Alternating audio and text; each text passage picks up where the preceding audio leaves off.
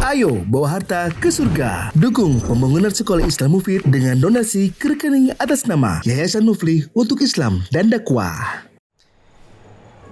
Bismillahirrahmanirrahim. Assalamualaikum warahmatullahi wabarakatuh.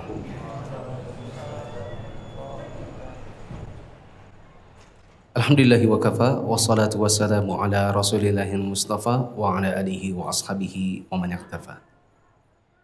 Hadirin dan hadirat yang dirahmati Allah, kita bersyukur kepada Allah pada kesempatan malam hari ini kita bisa kembali melanjutkan pembahasan usulun fit tafsir karya Syekh Muhammad bin Shalih Al-Utsaimin rahimahullahu taala. Setelah kita kemarin sempat libur karena bulan Ramadan, dan kita berdoa kepada Allah semoga Allah menerima ibadah kita semua di bulan Ramadan dan mengampuni dosa-dosa kita semua. Di malam hari ini pembahasan akan dilanjutkan pada bab Al-Isra'iliyat. Kata penulis Al-Isra'iliyat ini tidak usah diterjemahkan dalam apapun, jadi istilahnya tetap dipakai apa adanya. Ada sebagian istilah-istilah dalam agama kita kalau diterjemahkan nanti malah menjadi membingungkan. Jadi biarkan dia dengan istilah aslinya ya, dan tidak usah dibuatkan istilah Indonesianya. Contohnya apa? Fikih, akidah. Ya, enggak usah dikatakan ini kita belajar ilmu tentang titik-titik ini. Udah bilang ilmu fikih, ilmu akidah, ilmu tafsir. Kalau di Indonesia kan dibuat istilah padanannya nanti malah membingungkan. Kata penulis Al-Isra'iliyat. Isra'iliyat yaitu al-akhbar al-manqulatu an Bani Isra'ila minal Yahudi huwa al-akthar atau minan Nasara. Isra'iliyat itu adalah berita-berita yang dinukil dari Bani Israel.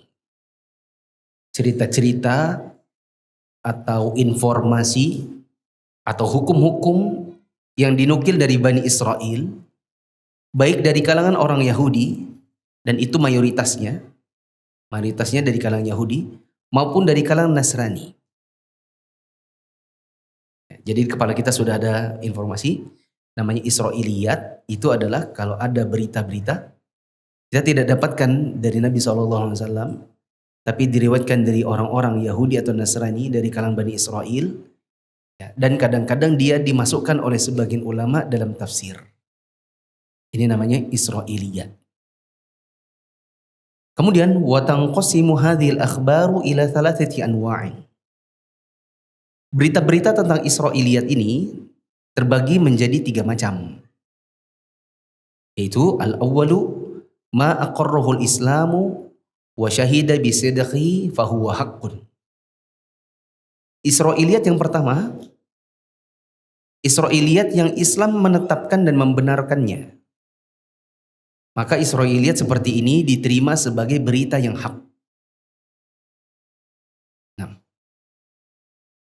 misaluhu, contoh Isra'iliyat yang seperti ini adalah ma rawahul Bukhari wa ghairuhu an Ibni Mas'udin radhiyallahu anhu qala. Contohnya adalah asar yang diriwayatkan oleh Al-Imam Al-Bukhari dan yang selain Al-Bukhari dari sahabat Nabi Abdullah bin Mas'ud radhiyallahu anhu, di mana Ibnu Mas'ud menceritakan jaa habrun minal ahbari ila Rasulillah sallallahu alaihi wasallam. Pernah suatu ketika seorang rahib datang kepada Rasulullah sallallahu alaihi wasallam. Faqal, maka rahib ini berkata kepada Nabi, ya Muhammadu, inna najidu annallaha yaj'alu samawati ala isba'in. Wahai Muhammad, sesungguhnya kami berkeyakinan bahwa Allah meletakkan lapisan-lapisan langit di atas 1 jari. Wal aradina ala isba'in. Lapisan-lapisan bumi diletakkan di atas 1 jari yang lain. Di sini jarinya jari siapa maksudnya? Jari Allah. Kemudian wasyajara ala isba'in.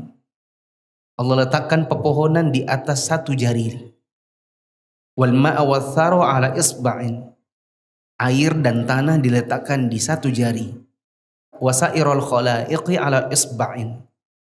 Dan seluruh makhluk yang lain juga diletakkan di atas jari yang lain. Fayaqul anal malik. Lalu Allah berkata, akulah sang raja. Ini perkataannya si rahib kepada Rasulullah SAW. Allah letakkan ini di satu jari, letakkan ini di satu jari, ini di satu jari. Lalu Allah berkata, akulah raja. Ini kata-katanya si rahib. Bagaimana reaksinya Nabi mendengar perkataan rahib ini? Fadhahikan Nabi SAW hatta badat nawajidhuh. Maka Nabi SAW kemudian tertawa sampai terlihat gigi geraham beliau. Ya. Mendengarkan perkataannya rahib ini, Nabi tertawa sampai kelihatan gigi gerahamnya. Kenapa demikian? Tasdiqan liqaulil habr. Beliau tertawa demikian karena membenarkan perkataan rahib tersebut. Siapa yang bilang Nabi membenarkannya? Yang mengatakannya adalah Ibnu Mas'ud. Kan Ibnu Mas'ud yang cerita. Nabi loh, dengarkan rahib itu ngomong sampai ketawa Nabi. Kenapa Nabi ketawa? Karena Nabi membenarkan perkataannya si rahib. Berarti ini perkataan orang Bani Israel atau Israiliyat, tapi Nabi membenarkannya. Tsumma qara'a Rasulullah SAW. Setelah itu Nabi SAW menimpali perkataan si rahib itu dengan beliau membacakan firman Allah di surat Az-Zumar ayat 67. Allah katakan, "Wa ma qadarullaha haqqa qadrihi wal ardu jami'an qabattuhu yaumal qiyamati." Allah mengatakan, mereka tidak mengagungkan Allah dengan pengagungan yang sebenar-benarnya. Padahal bumi seluruhnya ada di dalam genggaman Allah pada hari kiamat. Wal ardu jami'an qabattuhu yaumal qiyamah. Dan padahal bumi seluruhnya ada di dalam genggaman Allah pada hari kiamat. Was samawati matwiyatun biyaminihi. Dan Allah gulung langit-langit itu di tangan kanannya. Subhanahu wa ta'ala amma yusyrikun. Maha suci Allah dan maha tinggi Allah dari apa yang mereka persekutukan. Jadi orang Yahudi atau seorang rahib datang kepada Nabi dan mengatakan bahwa Allah meletakkan apa saja tadi? Langit di satu jari, bumi di satu jari, pepohonan di satu jari, air dan tanah di satu jari, seluruh makhluk di satu jari.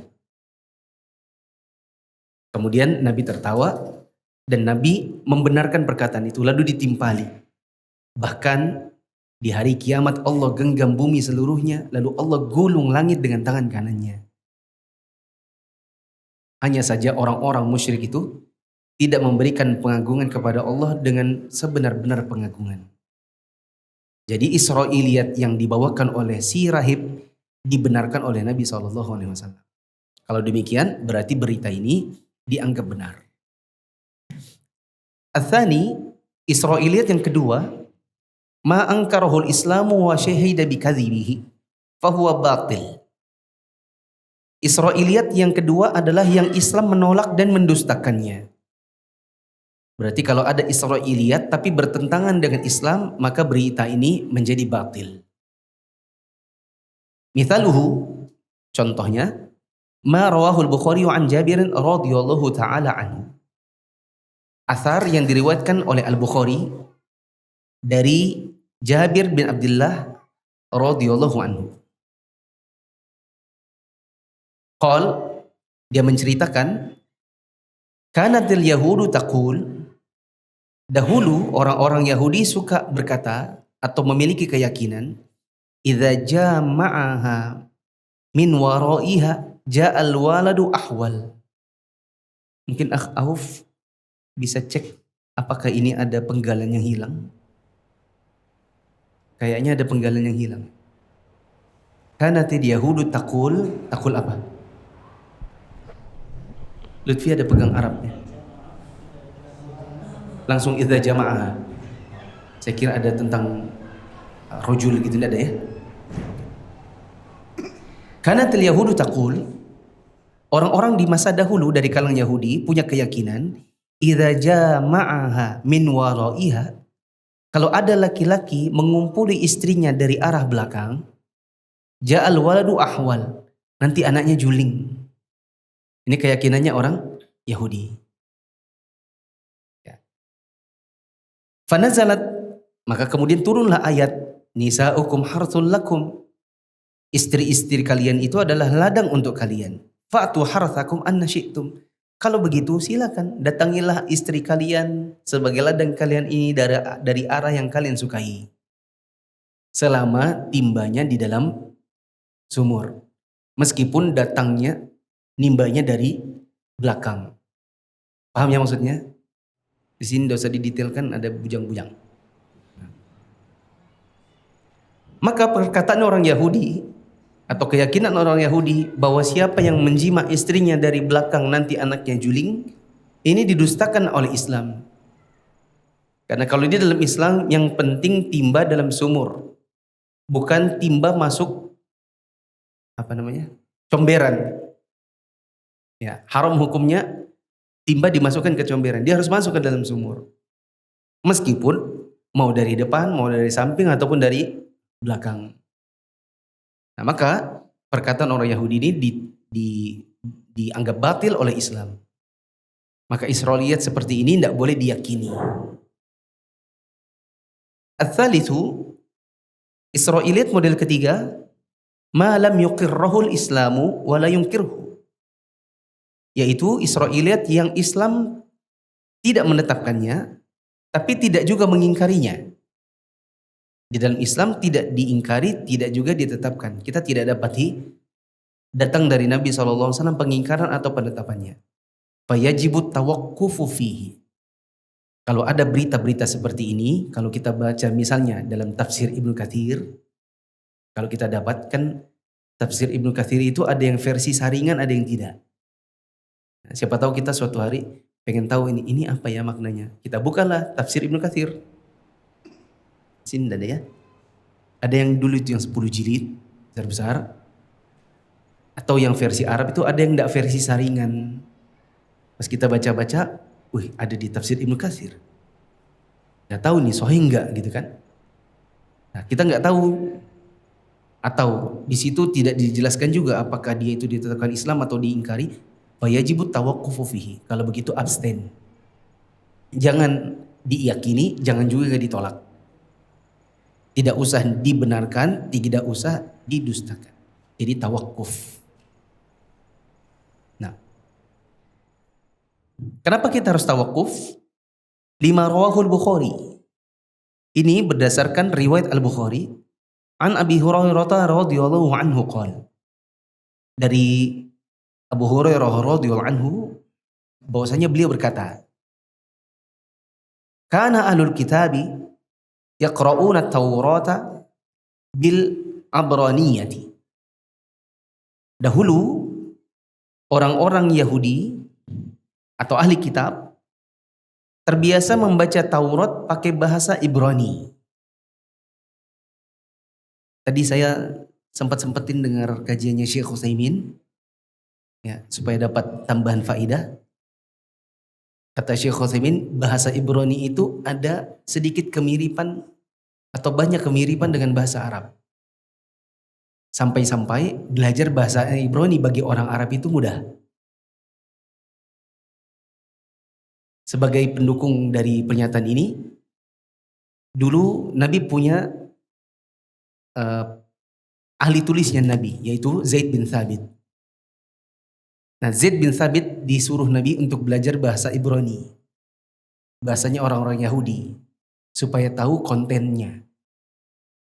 Ternyata Zaid bin Thabit selesai bahasa Ibrani ini dia belajar hanya dalam waktu 10 hari. Kalau kita belajar bahasa Arab berapa tahun? Zaid bin Thabit belajar Ibrani hanya 10 hari. Karena ada kedekatan dalam bahasanya. Nah, bahkan tadi siang saya lihat ada video tentara di sini Israel bikin kajian sunnah membantah Khawarij dengan versi ahlu sunnah, lengkap dengan hadis-hadis berkenaan dengan khawarij. Itu padahal orang Yahudi. Ya. Dan sangat fasih. Sampai-sampai di grup asatizah ada yang tulis, kok bisa sefasih itu ya? Padahal Yahudi. Ya. Jadi kita dengerin dia, kalau nggak ada gambarnya kita pikir masyayikh. Kita kira itu syekh ngomong. Gak usah diputar ya, ada di sini. Dia menjelaskan tentang keyakinan Islam terhadap khawarij. Tapi memang dia bikin itu supaya untuk menahan atau membuat keinginan orang untuk berjihad itu diredam ya, untuk meredam gitu. Selanjutnya, wa yufassirunaha bil arabiyyati li ahli Islam. Kemudian orang-orang ahli kitab yang tadinya hanya belajar Taurat pakai bahasa Ibrani, oleh mereka Taurat ini diterjemahkan ke dalam bahasa Arab, lalu dihadirkan di hadapan orang-orang Islam, diajarkan kepada mereka. Faqala Rasulullah SAW, maka Rasulullah SAW karena melihat kok orang-orang Yahudi atau orang ahli kitab ini kok sekarang ngajarin Taurat ke orang Islam pakai bahasa Arab, Nabi khawatir. Maka Nabi mengatakan, la tusaddiqu ahlal kitab. Kata beliau, jangan kalian percaya kepada ahli kitab. Wala tukadzibuhum. Tapi tidak perlu juga kalian dustakan apa yang mereka katakan. Jadi jangan dipercaya, tapi juga tidak perlu dustakan. Karena ya itu kadang-kadang yang dia sebut dari Taurat masalahnya. Dan Taurat itu sebagiannya dari Allah, karena sebagian mereka gonta-ganti, sebagian masih asli.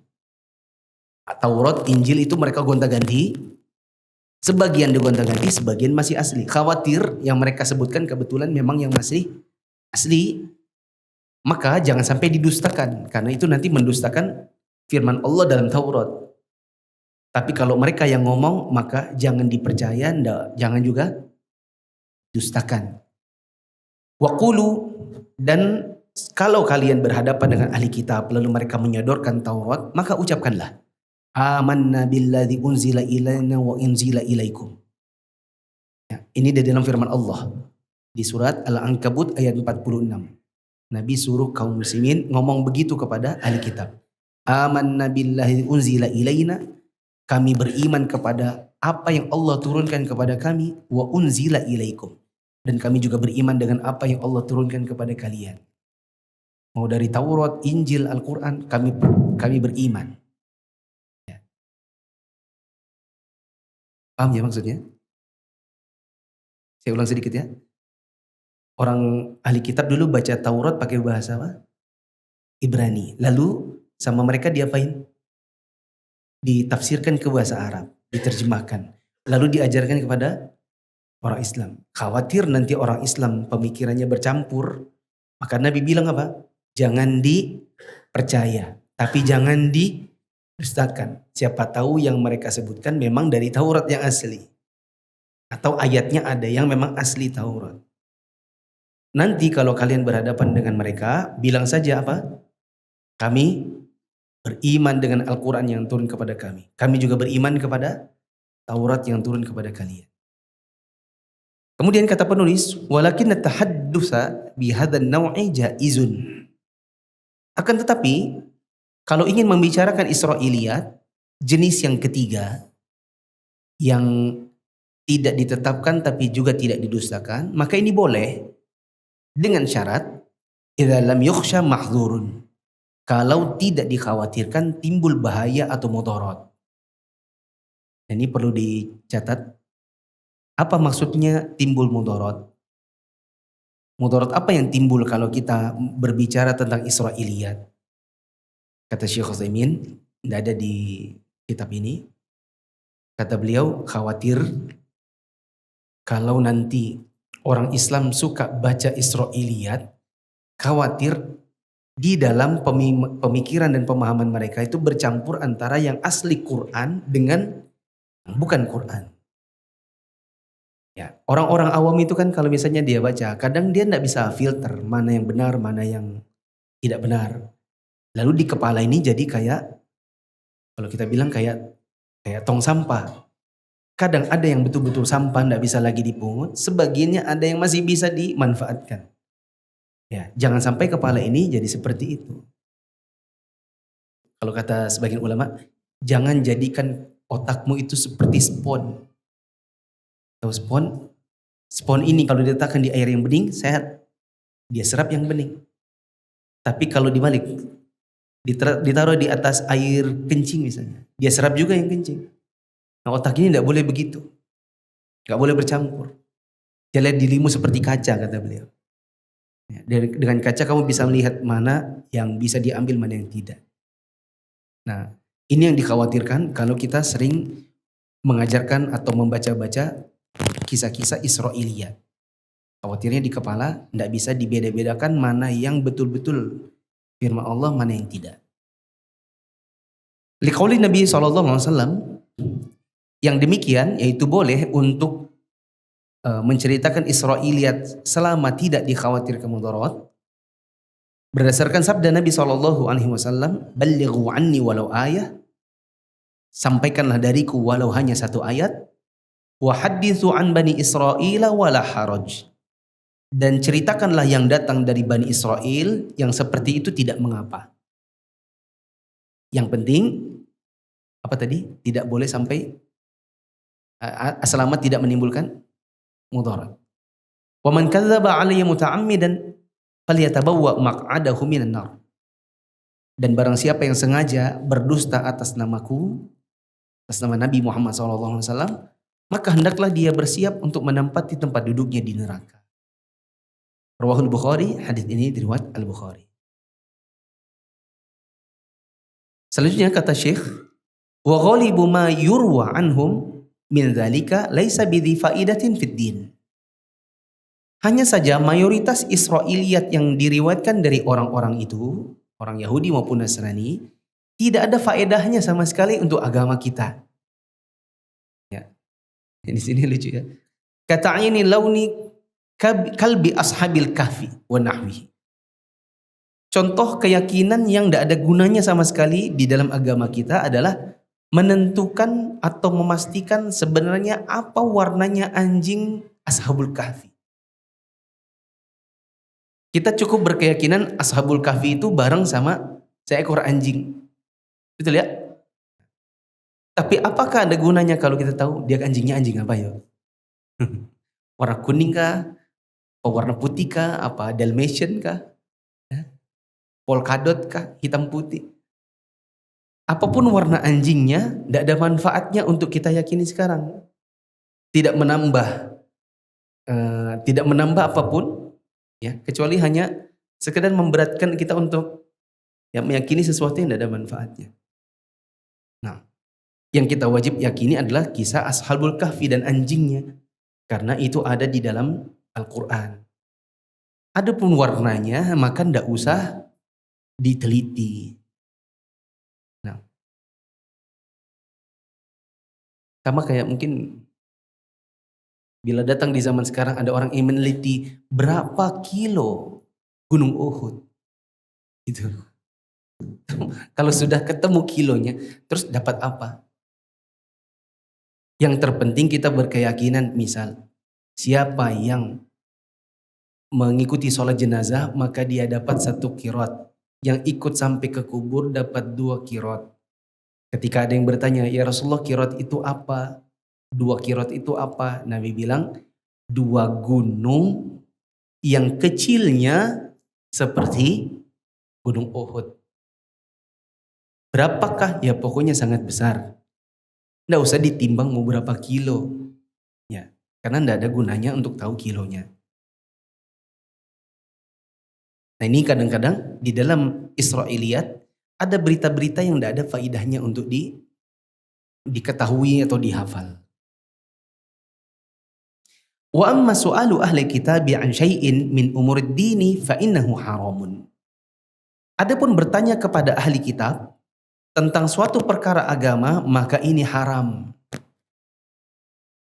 Jadi kalau di dekat kita ada pendeta, terus kita pengen tahu, Pak Pendeta, apa hukumnya anu kalau dalam Injil? Saya pengen tahu. Ya, maka ini hukumnya haram. Kenapa haram? Lima rawahul imamu Ahmadu an Jabir ibn Abdullah radhiyallahu anhuma. Qal, haramnya bertanya kepada ahli kitab tentang masalah agama berdasarkan riwayat Imam Ahmad dari sahabat Jabir bin Abdullah radhiyallahu anhuma. Dia bercerita, qala Rasulullah sallallahu alaihi wasallam. Rasulullah sallallahu alaihi wasallam pernah bersabda, "La tas'alu ahlal kitabi an syai'in." Jangan kalian bertanya kepada ahli kitab tentang apapun urusan agama. Siapa yang melarang ini? Nabi sallallahu alaihi wasallam. Dan hukum asal larangan adalah menuntut hukumnya haram. Fa innahum lan yahdukum. Karena sesungguhnya orang-orang ahli kitab selamanya tidak akan bisa memberikan kepada kalian petunjuk. Loh kok gitu? Waqad dhallu. Lah mereka sendiri aja orang yang sesat. Bagaimana bisa orang tersesat memberi petunjuk? Maksudnya begitu. Maka selama-lamanya kalau kalian tanya-tanya masalah agama kepada ahli kitab, mereka tidak akan bisa beri petunjuk. Soalnya mereka sendiri sesat. Fa innakum imma an tusaddiqu bi batilin. Kalau kalian nanya sama mereka, bisa jadi kalian justru membenarkan sesuatu yang sebenarnya batil. Au tukadzibu bihaqqin. Atau justru kalian mendustakan sesuatu yang hak. Kalau nanya-nanya sama ahli kitab. Maka haram belajar agama kepada orang Nasrani, orang Yahudi. Dan inilah yang dilakukan sebagian orang-orang yang dahulu dianggap di dalam masyarakat Indonesia sebagai apa ya, tokoh-tokoh agama, pergi ke Amerika, di sana belajar ilmu agama. Ya, dari kalangan orang-orang yang dahulunya pendiri-pendiri JIL. Apa JIL? Jaringan Islam Liberal. Ya, sebagian guru-guru kita bilang jaringan iblis laknat. Ya. Soalnya mereka belajar agama bukan kepada para ulama. Seharusnya belajar ilmu agama itu kepada ulama di Saudi, di Madinah, di Mekah, ya, di kota Riyadh, di Yaman, dan di negeri-negeri yang lain. Lah ini perginya malah ke Amerika. Jadinya pulang-pulang yang ada di kepalanya adalah hal-hal yang justru bertentangan dengan Islam. Diajarkan kepada mahasiswa-mahasiswanya di IAIN, di UIN, nanti sebagian dari mahasiswanya justru berkeyakinan yang bertentangan dengan Islam. Ya, itulah kenapa ya, Nabi SAW melarang kita belajar kepada ahli kitab. Karena bisa jadi meyakini yang batil atau mendustakan yang hak. Kemudian kata beliau, wa innahu law kana Musa hayyan baina adhhurikum. Sungguh seandainya Nabi Musa masih hidup di tengah kalian, mahallallahu illa an yattabi'ani. Tidak ada pilihan untuk Nabi Musa kecuali justru jadi pengikut saya. Seandainya Nabi Musa masih hidup bersama para sahabat Nabi, niscaya Nabi Musa jadi sahabat. Tidak boleh jadi Nabi tersendiri dengan agama tersendiri. Tidak boleh misalnya ini Nabi Musa di sana itu buat Yahudi, nggak bisa. Oh sini Muhammad, ya, di sana Isa. Jadi masing-masing punya pengikutnya, nggak boleh. Seandainya Nabi Musa itu masih hidup, maka Nabi Musa jadi sahabat Nabi. Itu jadi pengikutnya Nabi SAW.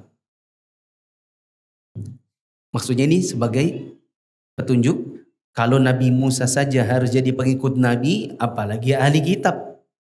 Oleh karenanya tidak boleh justru orang Islam malah jadi pengikutnya ahli kitab. Nah.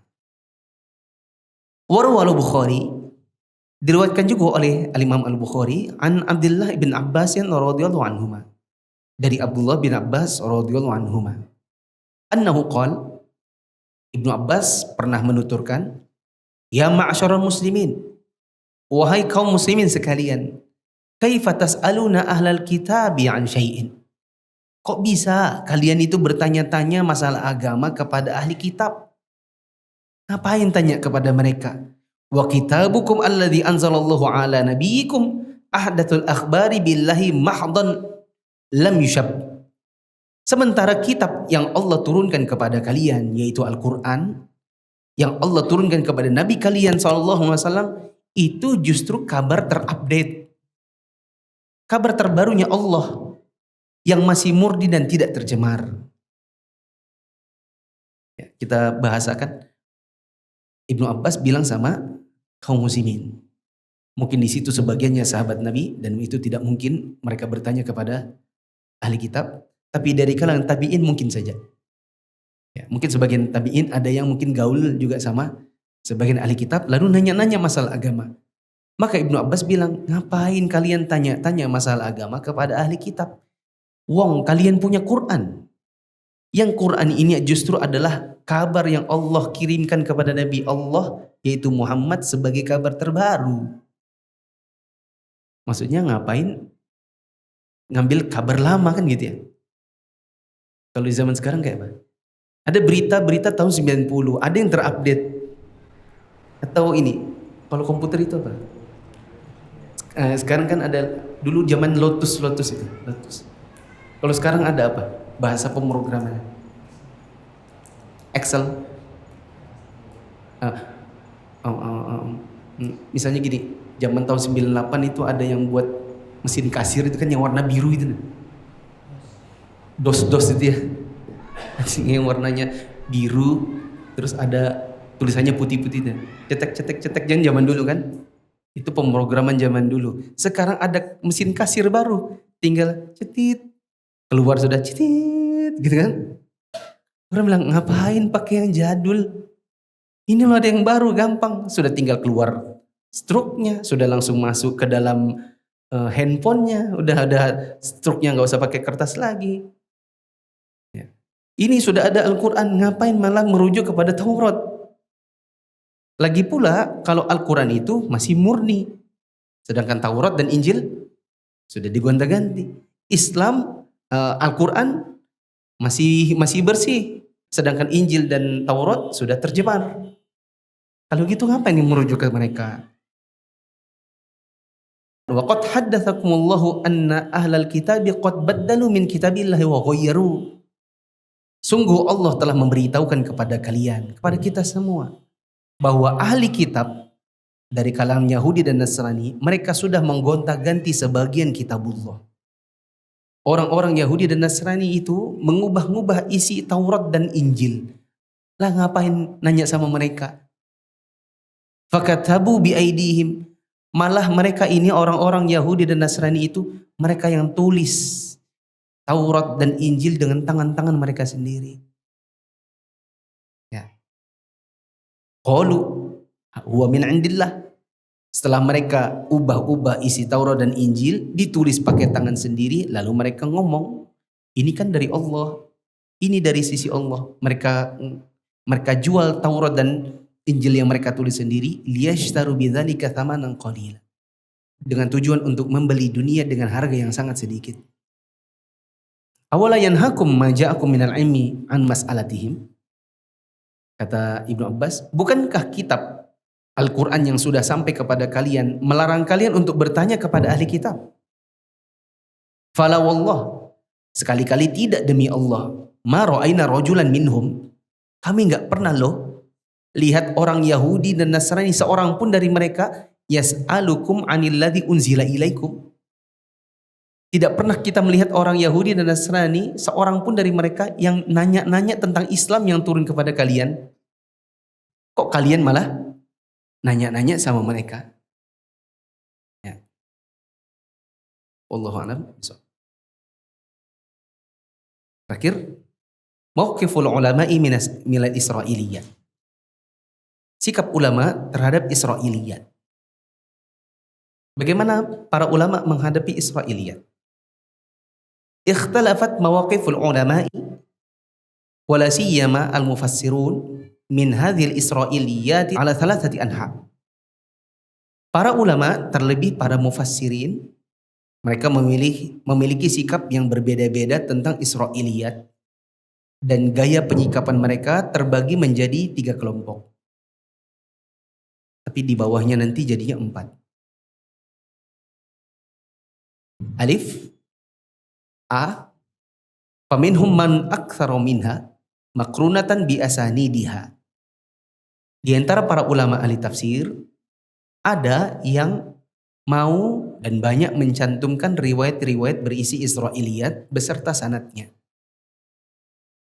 Wa annahu bi dzikri asanidiha kharaja min uhdatiha. Dan para ulama yang kelompok ini, mereka berpandangan bahwa kalau kita sebutkan Israiliyat lengkap dengan sanad, maka kita sudah menunaikan atau berlepas diri dari tanggung jawab ilmiah. Yang maksudnya gini, yang penting saya sebutkan Israiliyat ini pakai sanad. Ya. Contoh yang demikian, mithlu Ibni Jaririn At-Tabari. Contoh ulama yang punya sikap seperti ini adalah Al-Imam At-Tabari. Wa minhum man akthar minha wa jarradaha minal asanidi ghaliban. Di antara mereka para ulama ada juga yang banyak mencantumkan riwayat-riwayat berisi Israiliyat, namun kebanyakannya tidak disebutkan sanadnya. Jadi ditaruh Israiliyat di buku tafsir, tapi tidak disebutkan sanadnya. Fakana hatiba lailin. Nah, tipe ulama seperti ini, mohon maaf, mereka jadinya seperti tipe pencari kayu bakar di kegelapan malam. Ada istilahnya ulama namanya hatibul lail. Hatib itu pencari kayu bakar, lail itu artinya malam. Ya, jadi kita kalau ngomong sama teman, boleh kita kadang-kadang ngomong pakai istilah ini. Antum jangan jadi hatibul lail. Apa itu? Hatibul lail itu artinya pencari kayu bakar di tengah kegelapan malam. Kadang yang dia pungut betul-betul kayu bakar. Kadang ternyata yang dia pungut ular. Kan kegelapan malam. Dan tidak lihat, yang penting dikiranya semua batang. Kalau kayu bakar bisa diambil, dijual, dapat duit. Kalau yang diambil ternyata ular, malah mematuk, mematikan. Ya. Kalau mau cari kayu bakar siang-siang. Ini maksud saya gini, kita ngomong, ini maksud ana, antum itu kan belajar sama semua ustadz. Semua ustadz diambil ilmunya, kata antum, apa? Ambil baiknya, buang buruknya. Kita bilang antum ambil baiknya, buang buruknya. Yang ada antum tuh seperti hatibul lail. Kalau memang betul-betul sunnah ilmu dari Islam, antum ambil dapat faedah. Tapi kadang-kadang yang antum ambil itu kebidaan, khurafat, syubuhat. Dan antum tidak tahu itu membunuh agama antum. Soalnya antum orang awam. Kita nih orang awam baru ngaji setahun 2 tahun. Ya, ustadz-ustadz saja misalnya ya yang sudah senior-senior 10 tahun, 20 tahun, mereka bilang, banyak kitab-kitab ulama yang kami belum baca. Ngapain kami baca kitabnya ahli bid'ah misalnya? Buat apa? Kecuali punya kemampuan. Seperti kata Ustadz Firanda Andirja, hafizahullah, beliau waktu nulis buku 33 banyolan Syiah, berapa puluh ya? Ada banyolan Syiah, ada berapa puluh gitu, 33 atau berapa gitu. Ditulis itu, mau ndak mau harus merujuk kepada kitab Syiah yang asli untuk memastikan betul tidak itu ada di kitab-kitab Syiah. Kalau ndak ada, nggak bisa diambil. Karena kan kalau kita benci seseorang, benci pemikirannya, tapi tetap harus berbuat adil. Ya kan? Nggak boleh nanti mengarang-arang untuk membantah orang yang nggak pernah bilang gitu, kita anggap dia bilang begitu. Ini harus merujuk. Nah, ini kan membaca kitabnya ahli bid'ah, alul batil. Azan aja dulu.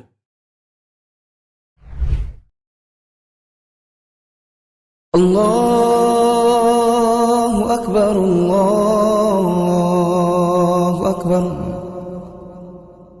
Allahu Akbar, Allahu Akbar. Asyhadu an la ilaha illallah.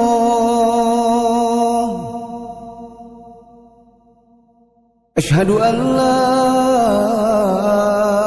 ilaha illallah. Asyhadu anna Muhammadar Rasulullah.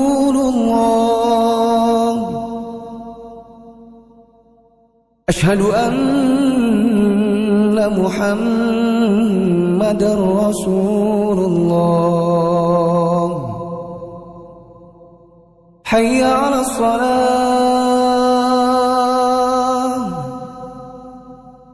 Hayya 'alas shalah.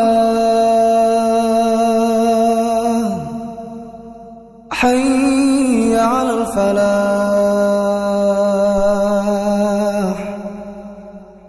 Hayya 'alal falah.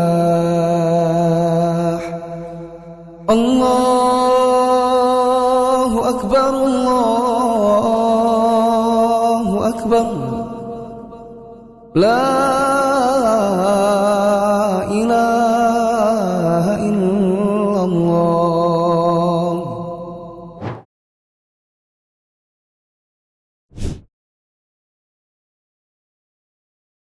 Saya lanjutkan ya, tinggal sedikit lagi. Wa minhum man aktsara minha wa jarradaha minal asanidi ghaliban. Di antara para ulama ada yang mencantumkan riwayat-riwayat berisi Israiliyat tapi kebanyakannya tidak disebutkan sanad-sanadnya. Faqana hatiba lailin, maka yang seperti ini jadi seperti pencari kayu bakar di malam hari karena sulit untuk mencari atau mengetahui mana yang benar mana yang salah. Mithl Baghawi, contoh yang demikian adalah Al-Imam Al-Baghawi alladzi qala Syekhul Islam Ibnu Taimiyah an tafsirihi, yang Imam Baghawi ini dikomentari oleh Syekhul Islam Ibnu Taimiyah rahimahullah tentang tafsir beliau. Kata Syekhul Islam tentang tafsirnya Al-Baghawi, innahu mukhtasarun min Ats-Tsa'labi. Sejatinya kitab tafsir Al-Baghawi itu adalah ringkasan saja dari kitab tafsir Ats-Tsa'labi. Lakinnaha sanahu 'anil ahadithi al-mawdu'ati wal ara'i al-mubtada'ati. Hanya saja ada sedikit kelebihannya di mana Al-Imam Al-Baghawi menyaring tafsirnya dari hadis-hadis yang palsu dan pendapat-pendapat bid'ah yang berisi kebid'ahan. Wa qala 'an Ats-Tsa'labi, sementara Ibnu Taimiyah, Syekhul Islam Ibnu Taimiyah berkata tentang Ats-Tsa'labi yang menjadi rujukan aslinya tafsir Al-Baghawi. Kata beliau, innahu hatibul lailin. Ats-Tsa'labi itu ibarat pengumpul kayu bakar di kegelapan malam. Yang qulu ma wajada fi kutubi tafsiri min sahihin wa dha'ifin wa mawdu'in. Dia menukil apapun yang dia temukan dalam kitab tafsir. Di kitab-kitab tafsir, apapun riwayatnya langsung dinukilnya oleh si Ats-Tsa'labi ini. Tidak peduli apakah sahih ataukah dhaif ataukah maudhu'. Sahih, lemah, palsu, diambilnya semua. Membuat tafsirnya ini menjadi seperti pencari kayu bakar di tengah kegelapan malam. Atau bahasa yang kurang enak adalah seperti spon bacanya itu. Ya. Jadi nggak bisa disaring mana ini yang benar-benar bisa diambil, mana yang tidak.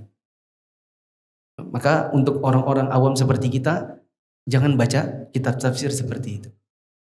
Kalau kita mau baca tafsir, ya, orang awam ya, pengen yang ringkas, yang mudah, Syekh As-Sa'di, Taisir Karimir Rahman fi Tafsir Kalamil Mannan, Syekh As-Sa'di.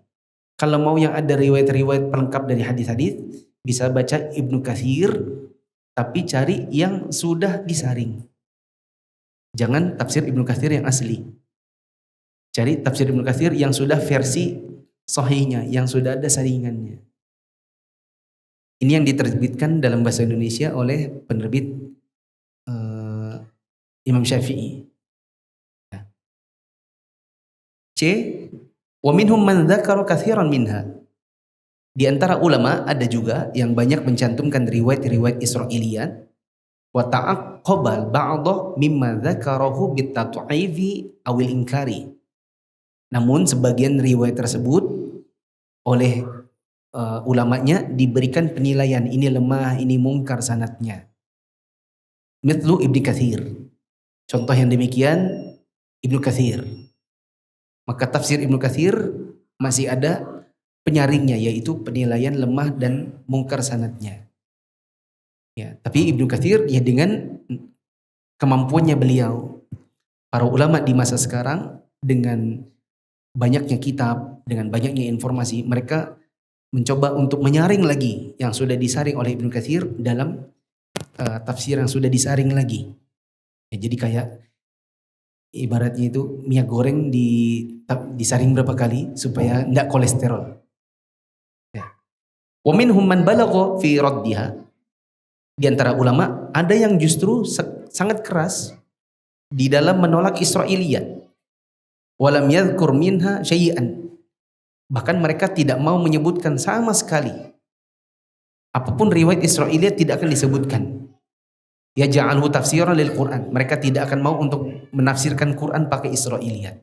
Ka Muhammad Rashid Ridha. Contohnya adalah Syekh Muhammad Rashid Ridha. Ini aja. Kalau ada syarah tambahan insyaallah di minggu depan. Subhanakallahumma wa bihamdika asyhadu an la ilaha illa anta astaghfiruka wa atubu ilaik. Assalamualaikum warahmatullahi wabarakatuh.